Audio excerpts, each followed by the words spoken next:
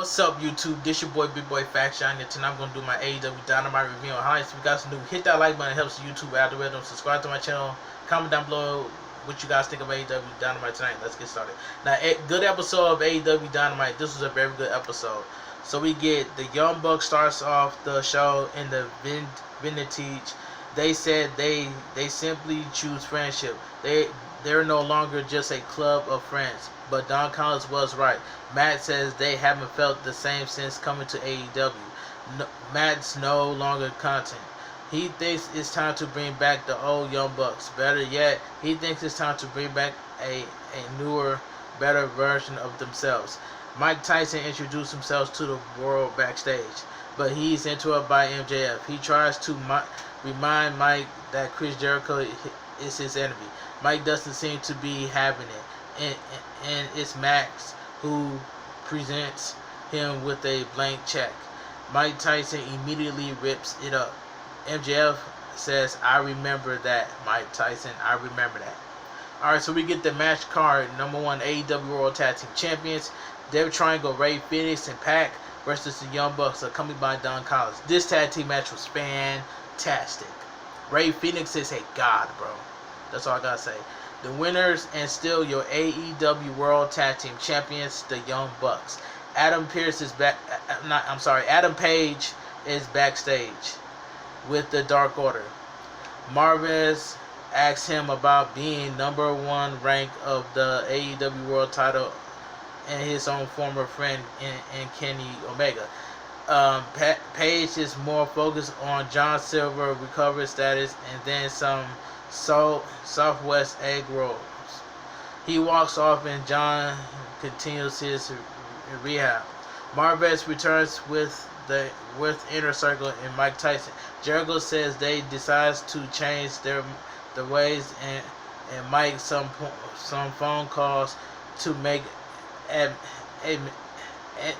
amends. First person who calls was Mike Tyson. Now thankfully Mike has had their backs last week. He doesn't expect Tyson to lead his way, and Tyson makes as much clear he's gonna call it right down the middle. Okay, match card number 2, Red Velvet versus Jade Cargill. This match was quick, but it didn't really take too long. The bell rings and Red lays in some rights, but a pump kick downs her. A spinning axe kick evens the odds, and Red Velvet dumps Jay out. Velvet does a tope suicide on Jade. Jade soon recovers and tosses her into the barricade. She then gives her a follow-away slam on Red Velvet's friends at ringside. Velvet just barely beats the count as Jade gives her stalling suplex back in the ring. Back from the break, Jade collides with the ring post after being super kicked. Collision mid-ring before Red lowers Jade down, and then nails her with a facebuster. Standing moonsault, kick out at 2. Red Velvet goes for a top rope moonsault, but Jade rolls out of the way and hits her. Jade finisher for the W. The winner of the match, Jade Cargill. Britt Baker has an update on the women's rankings. She says she has 2 wins more than Red Velvet now. She's going to move up to the second spot. So we get Anthony Algo with the Factory versus Cole Carter. I didn't really care about this match. This is collar elbow starts it off. Waist locks Trey Carter, arm drag him down, but a gutshot downs Cole completely. Ref calls for the bell. The winner of the match, Anthony Argo. Miro hasn't heard from Kip Sabian since archery.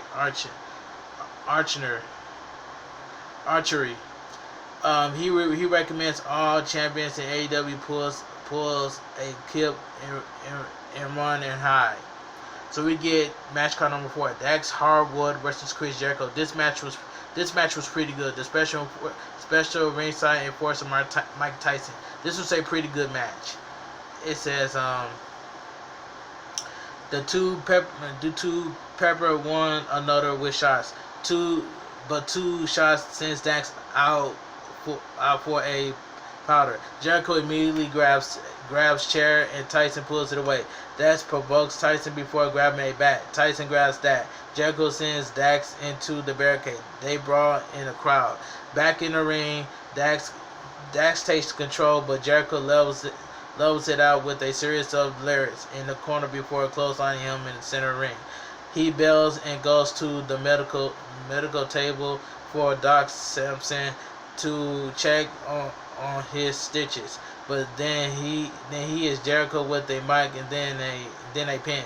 Chris downs Dax and they grab a camera as we get a first-person view of his attack. Back in the ring once more is brief as Dax sends him hard into the ring post as Tyson and Dax jaw. We go to picture-in-picture. Jericho and Dax chop one another down, but Chris catches him with a double axe handle before hitting his patent face buster and then his flying saw for a 2 count.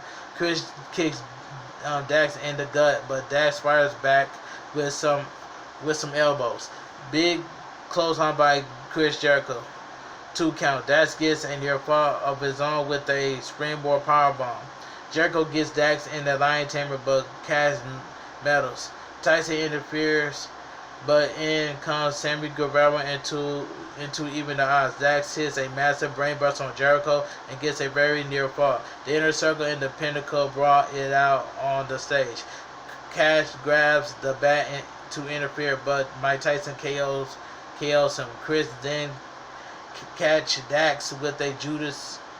Jericho then catch Dax with a Judas effect and then gets the pinfall win. The winner of the match, Chris Jericho. Pretty good match.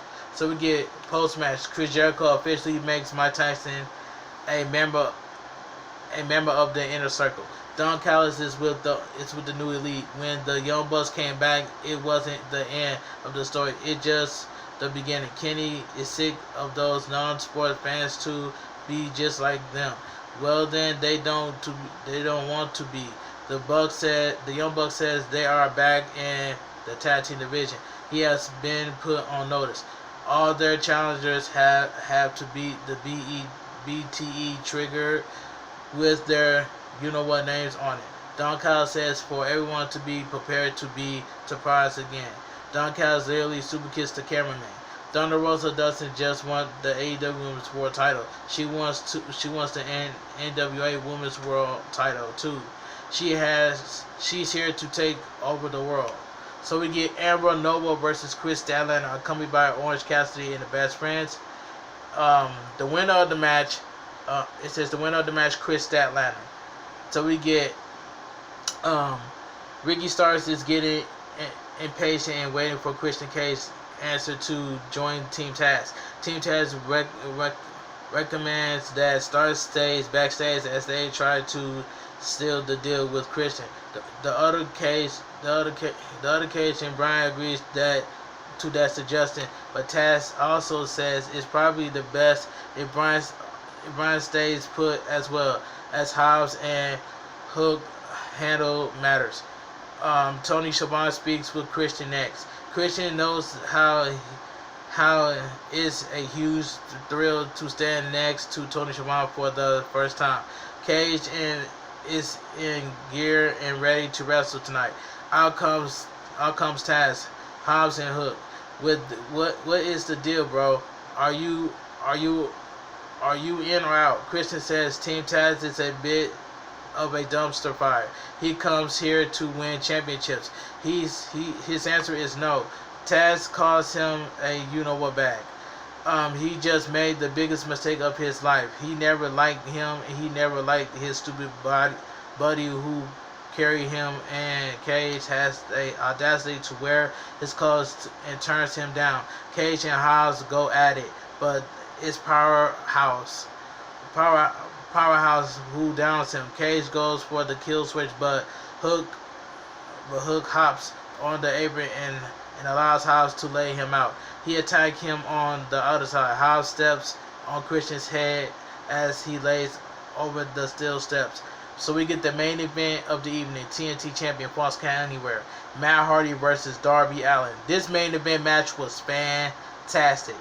But Darby Allin is crazy though. It says the winner and still your TNT Champion, Darby Allin. The overall AEW was a good show. If you guys enjoy my AEW Dynamite review and highlights, drop a like on this video. I'll leave my Twitter, Instagram, and TikTok down below in the description. I'll see you guys this Friday on my WWE SmackDown review and highlights. Big Boy Facts Johnny, and I'm out of here.